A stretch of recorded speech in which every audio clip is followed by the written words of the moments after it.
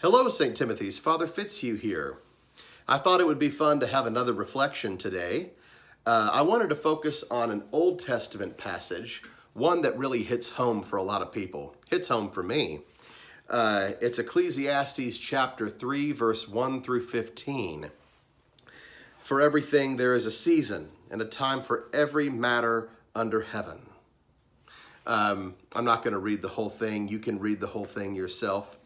I just wanted to get right to the nitty-gritty. I remember as a child living, every day wanting things. Want this, want that. I had so many aspirations. I would often complain about certain issues that required a good deal of patience. Serious issues like, when will my voice deepen so women will start to notice me? Serious kid issues, you know what I'm saying? But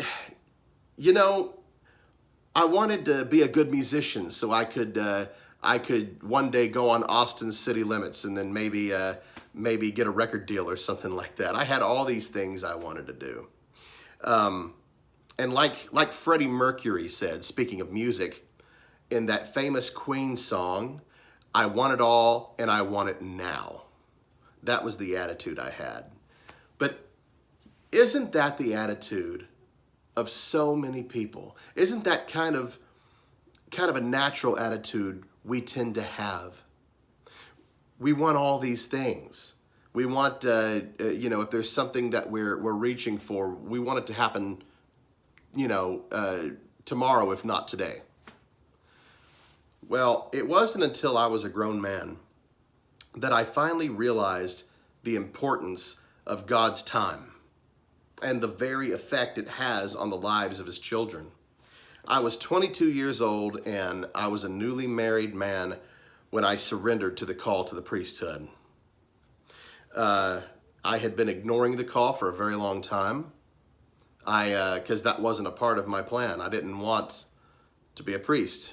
So many people, so many priests have the same story. They're like, oh, I finally surrendered to the call.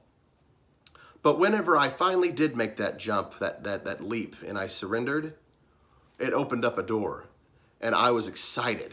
I was excited to have this calling, and I was excited and couldn't wait to serve the Lord up at the altar. And it was just going to be so great, and I was looking forward to it. But there was a problem. My wife and I were in no position for me to quit my job and go back to school. You see, I was a college dropout. I didn't even have a degree. I spent a couple of years in college, and then I was done. I didn't know what I wanted to do. I had no ambitions, and so I did know one thing. I knew that I was in love, and I wanted to marry this fine young lady. So I did that. I was working full time, and we were in no position for me to go back to school once I surrendered to the calling. I needed a degree first. So many times I asked God, okay, so can you make it possible for me to somehow quit my job so I could go back to school? And his answer for the longest time was always no. Time and time again, I would ask God that question over the years. I would come back to him and I would say, how about now? God would always say no. That was always his answer. This put me in despair. It put me in despair often.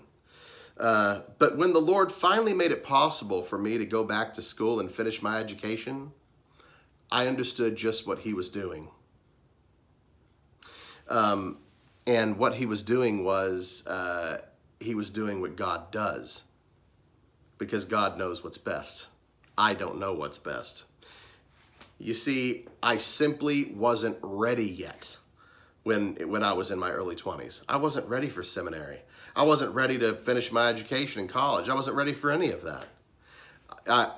I realize now that God wanted me to experience life he wanted me to experience life a little, to raise a child, to be a volunteer youth sponsor at my parish, to work in the private sector for a while dealing with the public, and to struggle and experience some heartache. He was using this time to form me into the kind of priest he wants me to be. Had I gone to seminary back when I wanted to go, it would have been a disaster. I would have washed out, or I would have either done that, or I would have been a very ineffective priest. One or the other.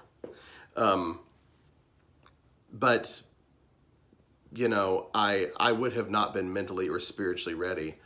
And God knew there was still much spiritual growth I had to accomplish. It all happened in His time. That's my point. At first, you know, it's scary to surrender it all to God and put it in His hands. It really is.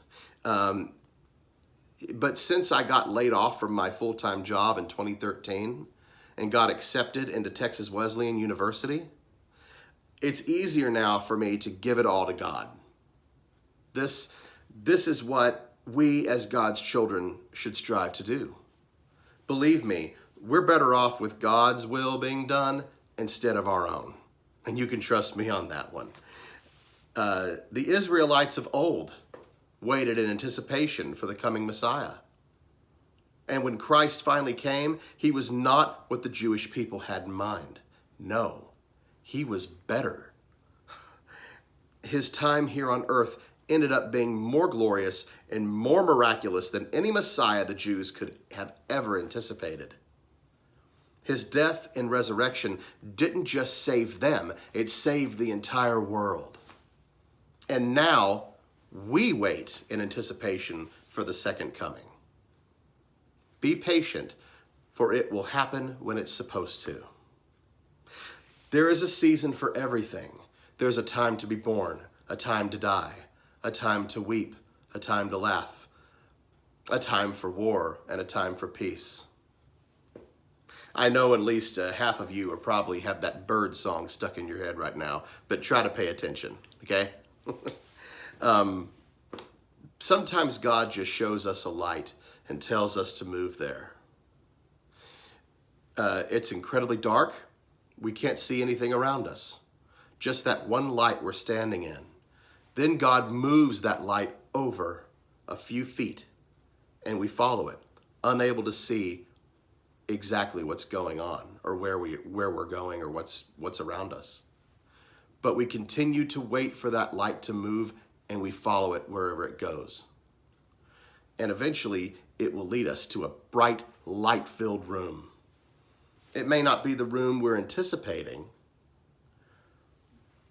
but it will be the right room fitting for us. This is how God works. He puts eternity in man's mind, yet so that he cannot find out what God has done from the beginning to the end. Let's continue to pray for faith that we will trust God and follow that light. What gain has the worker from his toil? Be patient, trust in the Lord, and in His time, it will truly be glorious. God bless everyone.